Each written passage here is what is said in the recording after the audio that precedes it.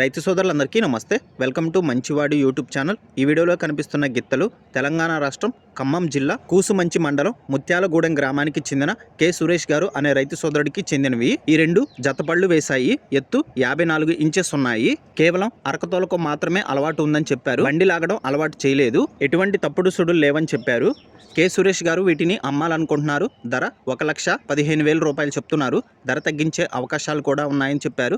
మీలో ఎవరైనా వీటిని కొనుక్కోవాలనుకున్న వారు సురేష్ గారి ఫోన్ నంబర్ ఈ వీడియో క్రింద ఇవ్వడం జరిగింది. కాంటాక్ట్ అవ్వండి.